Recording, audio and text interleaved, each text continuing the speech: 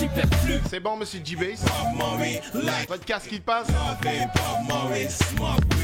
Comme on est des dingues de rap, qui l'aurait cru qu'on produirait du son sans super. Bonsoir à tous qui nous écoutent, hein. Bon après-midi à vous. C'est du hip-hop, du vrai hip-hop à la sénégalaise. Couleur urbaine 2.0 l'émission. Laissez vos messages, vos commentaires sur la page Facebook. Ce sera qui est là, on va parler aussi de la culture hip-hop, du rapport entre le hip-hop et le DJing, n'est-ce pas? Pour moi clair, l'un de moi est DJ, Tarek Muller. C'est vrai qu'aujourd'hui, on a 50 000 DJ au Sénégal. Le vrai mot, le vrai sens du mot DJ à comprendre avec Mr. G-Bass, Mr. Sesrek aussi. Un teacher en mode en connaissance de la culture hip-hop. Damien Marley. Damien, le grand mélomane qui suit tout ce qui se passe dans le milieu hip-hop. DJ P, le vainqueur de l'édition 19 du Mix-Up, un événement organisé par la MCU, partenariat avec Mako Dev, la grosse structure, on en parlera tout à l'heure. Destination 17h. Juste après, l'extrait de la tape Gueux Bleu. Qui l'a côtoyé était fidèle, on se disait frère d'armes, fidèle en tout drame.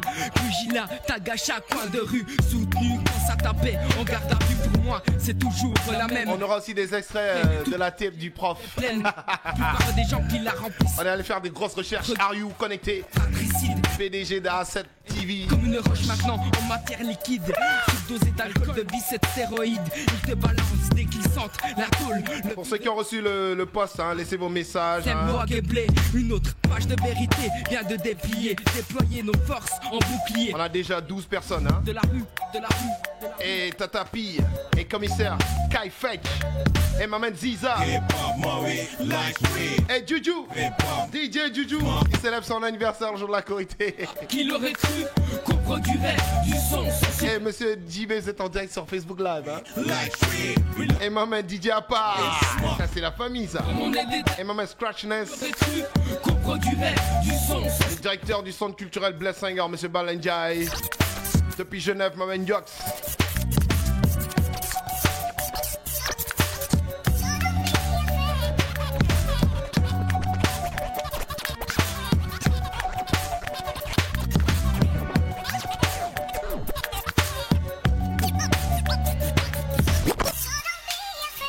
DJ Ika, qu'est-ce qu'il est en train de faire là? Ancien DJ du Gueux Bleu. For real. From Senegal to Germany. Hey, Petit Joe. For life. Alright. Walk up love. Senegal. For neck offer, death connected life. Don't type what you like. Come deaf, don't fight, just work by pay. Just you up by pay. Tan na lol, yon ye us na lol. Come, touch, gum, yoko ganti gum, chok ganti jump, kana mak dolem. Mak, take a sicky mak dolem. Yeah, work lit up, need to get kham, get the mak lit up.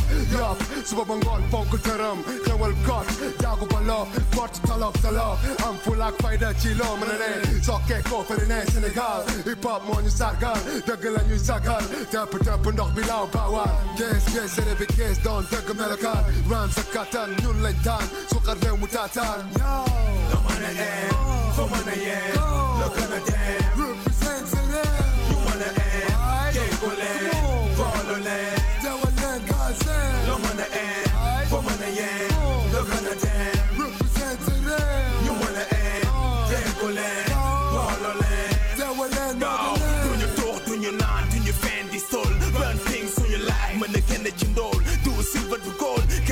On va s'arrêter là, très belle mixtape en tout cas. On va rediffuser tout cela dans les prochaines éditions.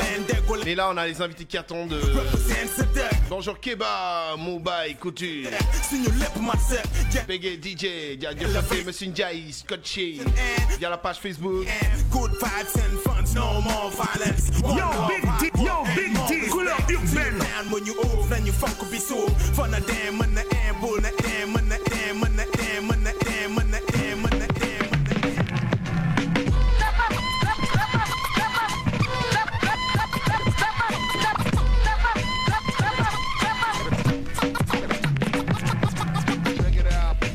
Yes, c'est parti les gars, bonsoir tout le monde. Hey, guys, my guys, saluez, passez au microphone, c'est parti, let's go. Allô. Bonjour monsieur Dibes, vous nous recevez? Bonjour Malekoum, oui. Bonjour monsieur Dibes, The Sruk. Yo, what's up, bro? Tu me reçois là, c'est bon là, vas-y. Right. Check. DJ P, rapproche-toi du micro là, essaie de tirer la barre et tu sois bien à l'aise, tu vois, yes. Avec ton joli trophée là. Yes, et m'amène Damien, c'est ça? Yep, what up? Yang est cool, hein? Yang cool. Yang easy. Donc, heureux de partager ce plateau avec vous aujourd'hui. On va parler de la culture hip-hop et aussi on va prendre une branche de cette culture hip-hop qui est le DJing. Donc, ce serait déjà, tu as introduit comme ça, nous t'emballer. Yo, you got the legendary S-U-S to the R-U-K. Sus work straight out of KO City to the fullest. The bigger this year, kept Scott City, Deglu 90.7 Africa's radio, you know what I'm saying? yaa ngi am débat sur DJing en tant que benn pilier bi nga xam ne dañ ko gis ci hip hop mu joué ci benn rôle bu remarquable quoi.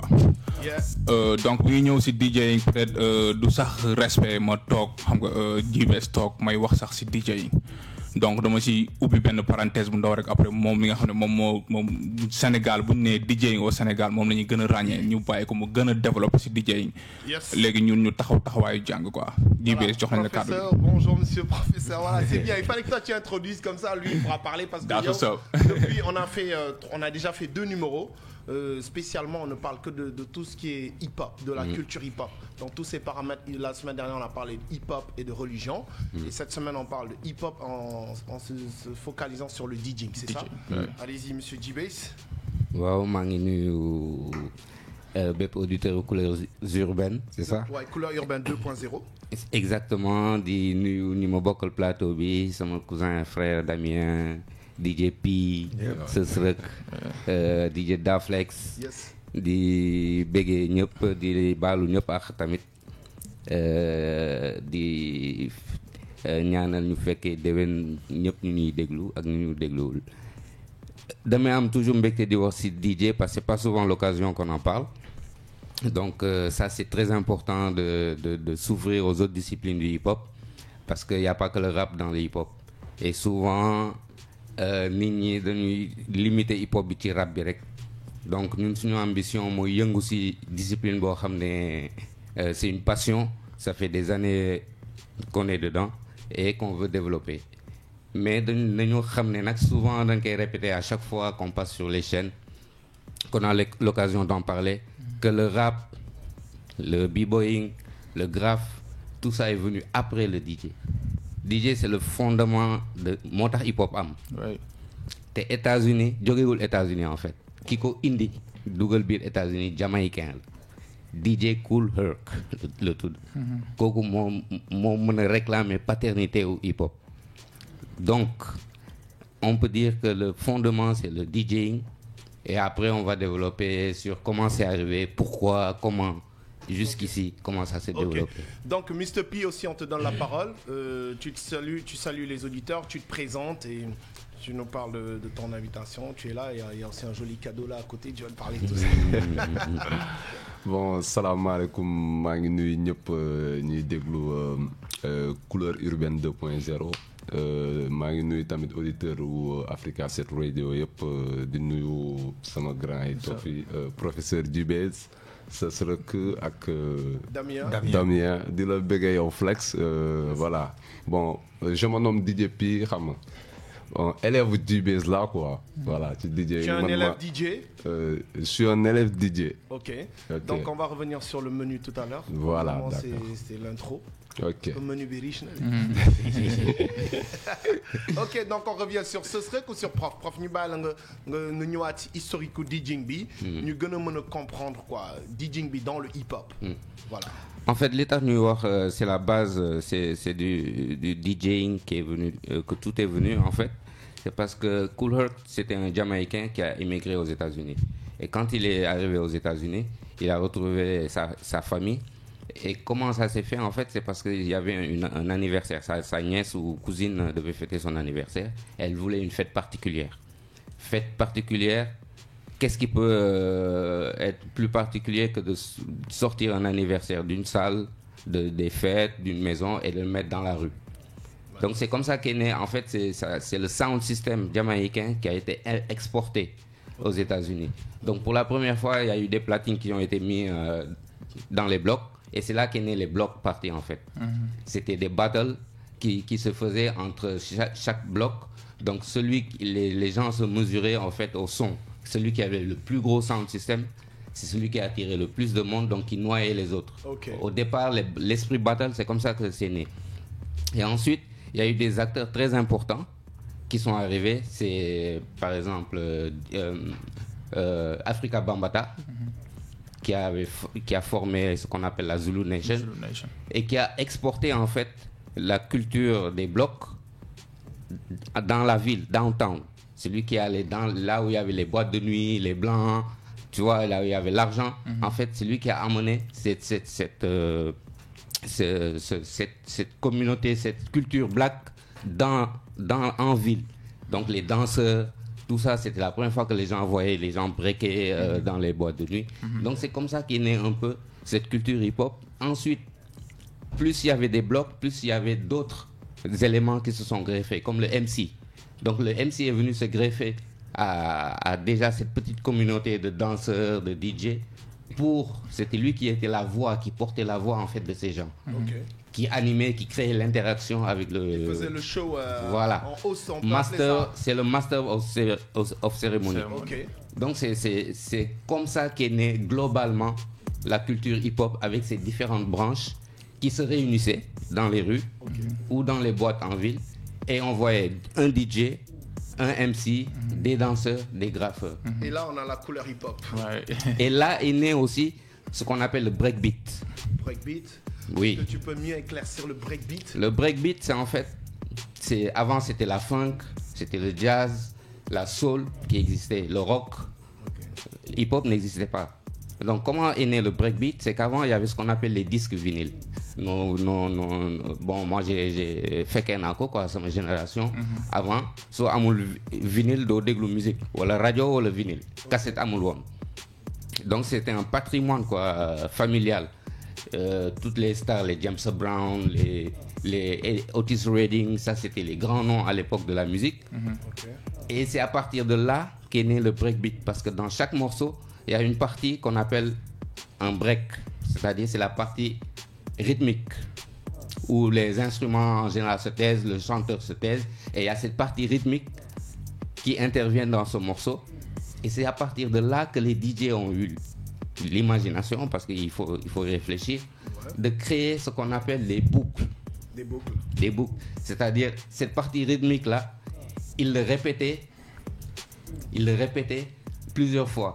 Donc, il fallait avoir 2 disques identiques pour répéter juste cette partie-là, pour créer un breakbeat. Donc, à partir de là, le MC avait la place pour placer sa voix. Les danseurs pouvaient s'exprimer à sa guise, et le DJ, il faisait son show. Ouais, tout le monde était en activité. Donc, à partir de là que les b-boys, on se sont accaparés de ce phénomène qu'ils appellent breakbeat. Et maintenant, voilà, c'est une marque de fabrique des DJ, quoi. Ok, et déjà en parlant de b-boy, de danse urbaine, on les reçoit le week-end prochain pour parler de hip-hop et de danse urbaine. Aujourd'hui, on parle de la culture hip-hop avec le DJing, donc avec Monsieur G-Bass qui est là, qui revient un peu sur l'histoire. Donc, on continue avec Monsieur G-Bass. Donc oui, pour te dire, c'est ça qui a été, c'est de là qu'est venue la communauté hip-hop. La communauté hip-hop. Donc c'est une chose avec plusieurs branches. Donc à partir de là, maintenant, on verra que ça s'est développé. C'est devenu une culture, une façon de parler, une façon de marcher, une façon de s'habiller, une façon de réfléchir, une façon de vivre. C'est un lifestyle. C'est quelque chose qui est né et qui a grandi. Dafa juddu, ram, tok, ram, jàng dox ba mag. Et tu peux nous rappeler l'année, c'était en quelle année? Bon, l'année exacte, je ne sais pas, mais c'est dans les années 80, quoi. 60, d'abord avec le breakbeat, plutôt 80, je peux dire, avec des références comme Break Street, comme tous ces films qui parlaient de la culture black, en fait du hip-hop. Donc on peut dire les années 80, quoi. C'est né à partir de ces années-là, et ensuite ça a évolué. Et pour ne pas accaparer la parole, on va faire tour de table, voilà, et ça évolue.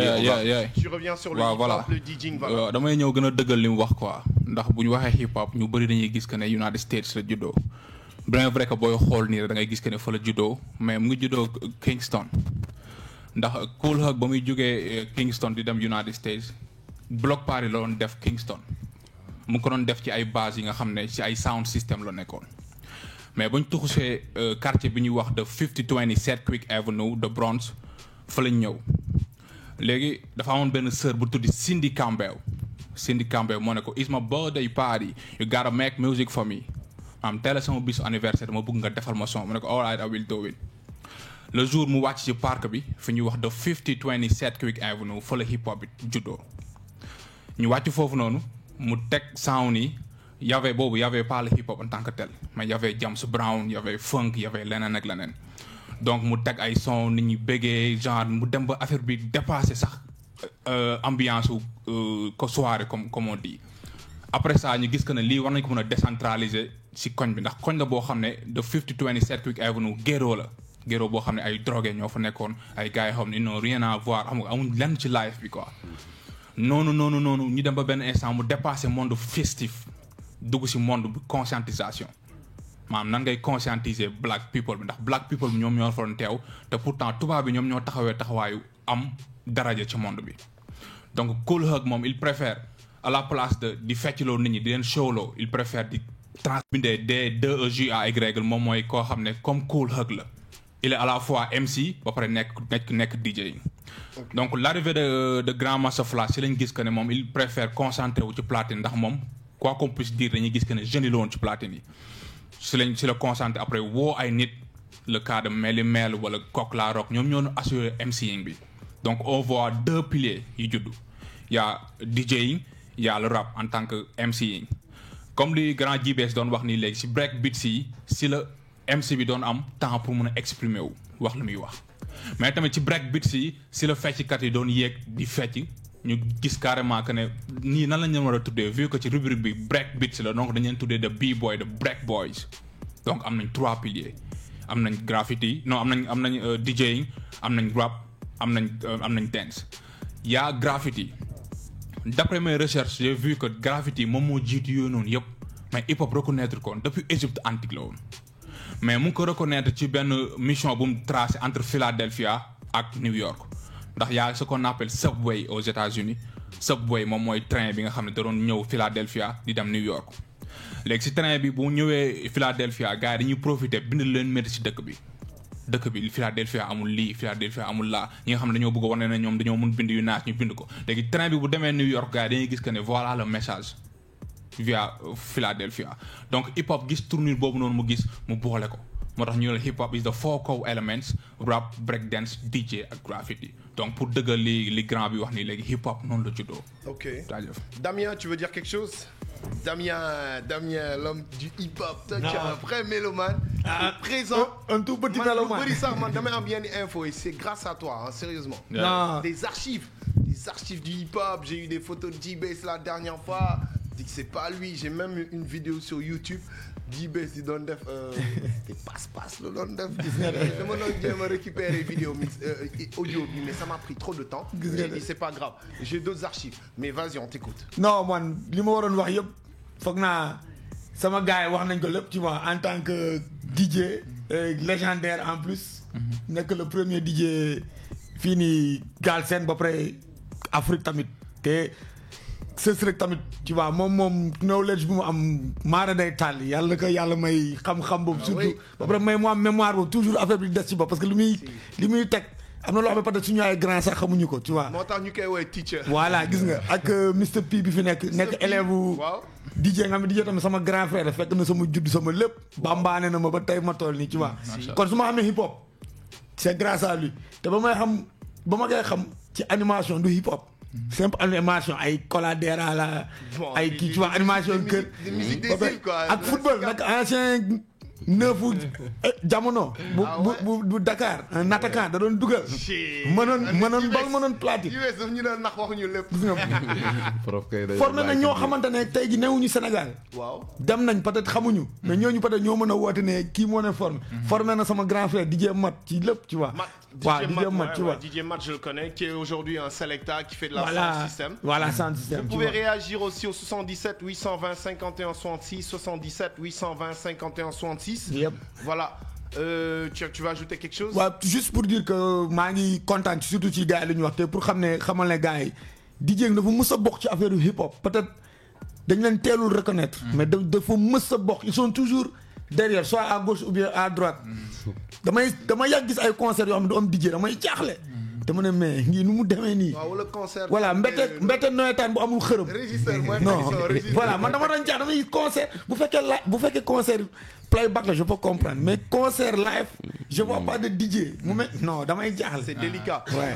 Puis qu'est-ce que tu vas ajouter? On est en train de parler hip hop et DJing. Toi si t'as des connaissances, t'es dans le milieu. Vas-y, on t'écoute. Bon man damay partager même idée yi gars yi wax fii mënuma ci yokk dara bien vrai que damaa jàngat sax lu bees loo xamante ne xaw ma ko ci woon à travers li gars yi wax quoi ci DJing ak hip hop quoi genre tu vois damay rejoindre tuuti ci grand bi li mu wax en fait man mënuma concevoir hip hop sans DJ. comme tey nga ñëw gis concertu hip hop gisoo DJ ci ginnaaw day low parce que boo xoolee concertu hip hop DJ bi mooy def show DJ bi mooy exprimer ak public bi tey bu ñu amee sensation bu garaaw ci concert bi DJ bi moo tax c'est ça quoi loolu rek laa bëggoon a partager. J'aimerais rajouter une chose si possible. Allez-y.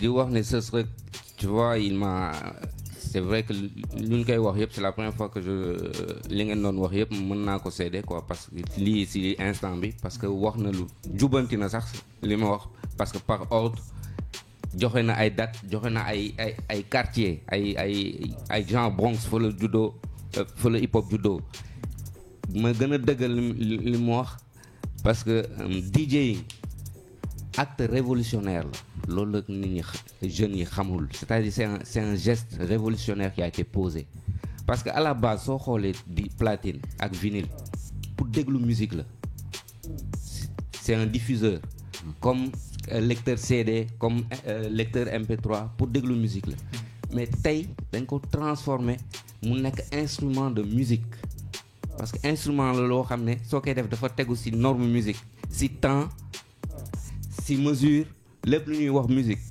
dafa appliqué wu tey ci platine boo xam ne au départ pour déglu musique la au départ lii jur scratch lan moo jur scratch accident la accident Grand Wizard Théodore c'était un DJ bu tëju ci néeg bi di mixer sound bi fort yaayam di nokk bunte bi di ko fëgg parce que yaa ngi tànqal nit ñi kër mu téye platine bi par réflexe si le scratch du dos c'est quelque chose un phénomène qui est né accidentellement oui. Après lañ ko codifié léegi sax dañuy bind partition scratch comme musique c'est-à-dire mën nga jël partition champion bi nga ne damay entraîner routine DJ boo xam ne moo gagné championnat 2019 nga dugg ci internet nga gis ñu bind partition scratch am nga mën ko reprendre kon dafa évoluer c'est devenu dañ ko théoriser léegi c'est scientifique léegi dafa bokk ci salon musique yi da ngay dem ci salon de musique nga fekk instrument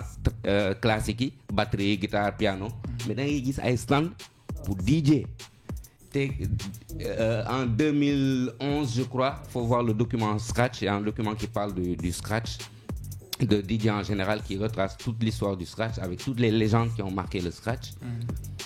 En 1984 bi Grand Master DXT ñu koy gis Grammy Awards ak Herbie Hancock la première fois ñu gis DJ bokk si groupe boo xam ne batterie musique guitare mbiip loolu ñoo fa nekkoon ñu gis fa DJ gars yi si lañ nangu ne léegi lii dafa loo xam ne la mën nañ ko nangul ne bokk na sound boobu j'ai oublié le titre c'était tan tan tan tan tan tan tan tan tan tan tan tan tan Chap chap cha chap chap chap cha chap chap cha chaka chapa cha. Ça c'est la base, faut le scratch judo. Et c'était en 1984 au Grammy Awards avec Herbie Hancock. Ok, merci J-Bass, on est en train d'apprendre. Ku bëgg jàng daal profité ci émission bi on a monsieur Bakouche Ndoye bien scotché, Mat Sadik Aw, respect à Sesrek, Ousmane Cham, Sesrek fier de toi, Saloum Saloum, ça c'est la communauté de Kaolack ça. dolli si leneen. Waaw. Concert bi yi pii doon wax lan mooy jaaxal public lan lay wër day dégg loo xam ne du ko xam fan lay jógee di ko wër DJ la. parce que dinañ dégg loo xam ne du ñu xam fan lay jógee moom la ñuy wër ci scène bi. li may dégg nii fan lay jógee maa ngi gis guitare maa ngi gis lii mais du ñoom lan la ñuy wër DJ bi. kon loolu mooy am impact te loolu mooy hip hop mooy musicien wu rappeur. balaa ñuy wax guitare batterie lele non non ñun suñu public soxlagul sax loolu. parce que du da ngay ñëw taxaw concert ay musiciens. nga ñëw dootoo xàmmee album bi nga déglu. lu tax. voilà. donc voilà quoi. ok merci monsieur J-Bass ce sera da nga bëgg a yokk leneen. waaw dama bëgg a ñëw rek si boo xoolee aux États-Unis lu tax ñu gën a développé si côté boobu noonu da ngay gis benn groupe comme Gangstar c'est entre DJ Primo ak Guru rest in peace. donc mu noon groupe bi nga xam ne mënuñu woon ndax rek ne Guru après kee day ñëw à la deuxième position mais dañoo tuddee troupe bi ñu tuddee ko groupe bi nga xam ne moom mooy Gangstar wane ne kii rap. moom benn pilier lay exécuté kenn ki benn pilier lay exécuté. et tous les piliers sont exécutés. noonu la demee da ngay gis KRS-One ak Scat La Rock gis keneen ak keneen donc MC au Sénégal normalement man su ma waree def produit war naa mën a ñëw dem ak J-Bass génnee benn produit boo xam ne c'est Sesrek ay J-Bass. J-Bass day wane li mu am ci talent DJing man ma wane li ma am ci talent rap ñu jaay ko hip hop jaay ko communauté hip hop bi donc loolu dafay dundal piliers yi. am na un jour ma ci expliqué benn gars mu naa ma rap galsen ma ne ko il faut arrêter de dire rap galsen il faut dire hip hop galsen il faut connaître la culture boo nee rap rek yow instant bi yow da nga xaw égoïste ci benn pilier mais il faut représenter le MCing le b-boying le rap le graffiti concert normalement dafa ñu war a teg concert Sénégal nga gis ci graffiti yi à côté gis DJing gis rap gis b-boying mu da ñëwaat de four elements mais par exemple Sénégal ngay gis nga génnee benn album wala nga surtout mixtape nga génnee mixtape DJ sax xamul lan mooy mixtape bi. Ouais, y a des séries de te boo demee aux États-Unis sur culture dañ lay wax ne la definition of mixtape it's scratching, cutting and mixing if you ain't got that shit you got a compilation. Yeah. Yes. ñu ne definition of mixtape moom mooy scratching, cutting ak mixing bu fekkee defoo loolu noonu compilation nga def. Merci. ndax compilation boo ko def bu fekkee 18 titres ngay am da ngay woo 18 artistes yu différents donc foog nga am benn hosting boo xam ne moom mooy présenter ku nekk. donc foofu mën nga fa bañ a def sax scratching mais mixtape dama war a def sama mixtape ba pare record ko moo woo benn DJ P wala DJ J-Bass ne ko man lii laa am jox naa la sound yi léegi yow defar sa job. J-Bass mooy jël son yi xool moom lu son yi laaj mu def ko bu génne ñu ne Sesrek and J-Bass wala Sesrek and DJ P mu nekk mixtape. moo tax Sénégal booy compter mixtape bi fi am d'histoire yëpp motul 5. Non, c'est délicat, hein. C'est Donc, vraiment nous délicat. Les rappeurs, xoolaat leen seen bopp. Rappeurs yi les managers, non loolu ñàkk xam-xam la si ñàkk xam-xam la bokk quoi yàgg nañ ko wax mais loolu si ñàkk xam-xam la bokk quoi. Wow. Ok, donc on est en train de parler de l'art du DJing, de la culture hip-hop avec Sesrek, Maman J-Bass, le doyen qui est là. Vous êtes à 30 ans de hip-hop, 30 ans de DJing, monsieur J-Bass. Je peux considérer que turntablism, j'ai commencé vraiment le turntablism en 98. Ok. Mais j'ai été DJ avant, comme tu as dit, animer des fourrels, les trucs. Si vous alliez tous là 95 disons. J'ai commencé réellement 95. à allier foot et animation, 95. Donc on va dire très très bientôt les 30 ans. Voilà. Voilà, on va célébrer ça. Et qu'est-ce qui a été réalisé par monsieur J-Bass durant toutes ces années, on va dire environ les 30 ans quoi. Bon, je peux dire que c'est le rap qui m'a fait connaître le hip-hop. C'est le rap. Le rap. J'ai vu des films breakbeat, breakdance, break street. Mais je comprenais pas ce que c'était, je savais pas. J'ai vu ça comme tout le monde au cinéma ou sur des trucs VHS. Mais c'est le rap qui m'a fait connaître et qui m'a fait aimer le hip-hop. En particulier le rap sénégalais. Parce que le premier rappeur ou le premier groupe de rap que j'ai rencontré, c'était le Pifrost. C'était les artistes du Pifrost. En ce temps, j'animais dans une boîte de nuit qui s'appelle le Sunset Sahel, qui se trouve à Gueule-Tapée, là-bas, au Fass. À côté de Sam, là, voilà. on ne présente plus. Voilà. C'est old school, ça. C'est old school, voilà. Ça, c'était là où il y avait les matinées hip-hop où les danseurs avant, c'était les gens qui faisaient le show. Et le rap a commencé à s'inviter dans ces matinées-là. Donc il y avait chaque fois, dans les matinées qui commençaient à 18h jusqu'à 21h, 22h, il y avait tout le temps un spectacle et il y avait des danseurs. Il y avait des groupes de danse. Avant, c'est comme ça que le hip-hop est rentré au Sénégal, en fait, par la danse. Donc, et c'est là, moi, j'animais les matinées, parce qu'avant, j'avais un shop musique qui s'appelait Top Music à Gibraltar. Okay. J'avais du matériel, je faisais des enregistrements, des animations, tu vois.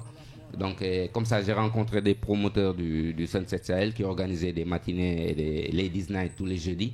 Donc, ils m'ont pris pour venir mixer de soukous, les musiques aïzouk, capverdiennes, voilà, parce que les font danser, quoi. Voilà, les DJ qui étaient là-bas, ils étaient focus seulement, c'était DJ Siaka et Safnian.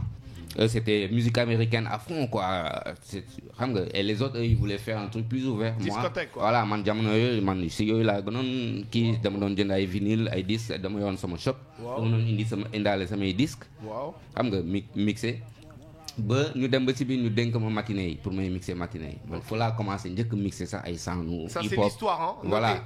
Retenez bien l'histoire avec Voilà. D-Bass. Et c'est comme ça que j'ai rencontré pour la première fois Rouman et Bibson en fait qui rappaient. Et c'était du live avant, c'était tu mets l'instru avec un fil bu gudd beneen filu micro bu doon def ay 15-20 mètres bu doon jógee ci cabine bi dem ci diggu piste bi. Alors là ci la gars yi doon passante di rap. One shot. Voilà, amuloon playback dans les spectacles live. Playback, c'est pas bien. C'est pas crédible. Voilà. Donc c'est comme ça ñu dem ba ci biir ils aimaient bien sama animation tamit xam nga ci lañ ma ne di commencé ma jege di ma jéem a kii pour ma parce que avant instrumental doom bu góor la woon quoi da ngay gis benn instru rappeur u Sénégal yëpp ci moom lañ doon def sound. C'était rare quoi loolu. C'est plus comme à cette époque. Voilà, denrée rare la woon kenn mooy am benn instru.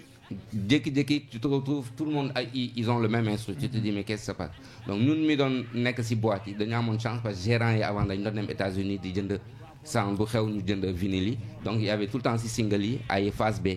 Waaw phase B mooy li dafa bokk ci culture hip-hop. Voilà mooy instrumental souvent da ngay génn benn son c'est les techniques de promotion dans l'industrie musicale quoi dañuy extraire morceau boo xam ne yaakaar nañ mooy nar a nekk it ñu génnee ko ñu génnee waale si benn disque morceau original bi a cappella bi mooy sans musique voix yi rek instrumental bi mooy musique bi sans voix yi te des fois mu doon am remix version club boo xam ne DJ moo ko doon def version remix bi du doon bokk ak morceau original bi doon nekk ci biir album bi. Ok. Donc ci benn loolu la ñu doon woy single. Il y a single, il y a maxi, il y a album, et il y a mixtape, etc. Okay. Donc loolu en fait moo tax ñu jege ma pour ma leen ñu mën a am ay exclusivité ak loo xam ne ñeneen ñi mënuñu ko woon am. Ok. Donc suñu collaboration foofu la commencé ba après DJ moo dox diggante bi DJ Awadi bu PBS. Ok ñu may break. Calco pour monsieur D-Bass. Allô? On a un auditeur, une auditrice. Oui, maaleykum salaam kooku. waaw baal ma leen tur waaw. Vas-y. maa ngi leb tur maa ngi koy leb. waaw su ma wax maa ngi nuyu sunu grand D-Bass. waaw. jaajëf maa ngi lay fay. di nuyu DJ P. maa ngi lay siyaar yëpp. di nuyu Pepsi rek. Yeah, what's up, bro? Flex donc tey da nga am benn plateau boo xam ne bu riche la. Yes, donc tey mun nañ ne gars yi nga xam ne ñooy hip hop ñoo toog foofu. ok. parce que booy wax rap munoo wax rap te doo wax DJ yi. yes. parce que DJ yi moo nekk loo xam ne moom mooy pilier fondamental hip hop. ok. d'après li recherche rek graffiti xëy na peut-être nekk la loo xam ne moom duñ ko xaar ba yàggul. ok d'accord. donc du coup li gars yi wax ak laaj dëgg mënuñu def hip hop pas pour nga am DJ yi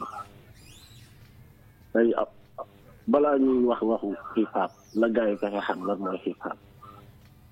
gars yi nañ gëstu balaa ñuy pratiquer art bi en fait. nañu gëstu nañu xam la pourquoi le hip hop. ok qu'est-ce que le hip hop. qu'est-ce que le hip hop. waaw donc bëri na ñuy hip hop te xam nga lan mooy hip hop. gars yi pour ñoom hip hop mooy rap galsen. waaw. c'est-à-dire bu ñu demee tey ba fi mu ne jamono di dox ba gars yu bëri tey di médire hip hop wala soit ñu koy ñàkkal fayda wala soit ñu koy tuutal c'est parce que xëy na peut-être ñu koy appliquer la ñoo di deful li ko war. C'est clair parce qu'aux États-Unis aujourd'hui quand tu parles de hip hop tous les hip hopers sont des milliardaires ñoom sax ñuy contrôler la société bi. donc tey rappeur dama ne noble la ci dëkk bi. si. DJ yi noble la hip hop noble la ci dëkk bi c'est parce que hip hop c'est plus nekkatul loo xam ne lu ñuy. loo xam ne dafay divertir mais c'est un modèle de développement. ok. donc luy développer réew loo xam ne dafay doxal àdduna doxal réew dañ ko war a mën a jox ci nan nga xam ko déjà balaa nga koo def parce que yàlla sama ko xam ne ma balaa ngeen may jàmm donc looy mën ci dugg balaa nga koo def na nga ko xam. that's right. parce que bëri ñoo xam ne tey ñu ngi ci hip hop te xamuñu lan mooy sax. principe lan mooy DJ définition DJ wala lii wala ndax xam nga ko. alors là. je pense que il est temps ou jamais tey jii nii ñu xam carrément lan mooy hip hop. qu'est-ce que le hip hop. voilà. the knowledge, ok. Voilà. Merci pour ta contribution, c'est sympa. Tu as quelque chose à ajouter? am na loo ci yokk. Ah, il est parti. Ok, ce serait l'autre par rapport à lui, professeur G-Bass. Vos réactions par rapport à cette. Bon, moi j'étais en train de. Tu nous parlais de l'historique. Waaw dafa dëggal rek li ñu wax fii en fait. Mooy loolu quoi. Okay. Donc je continue sur ma lancée. Allez-y. En fait, waaw non, j'étais sur Awadi qui à cette époque avec Positive Black Soul, ils avaient signé des contrats de production.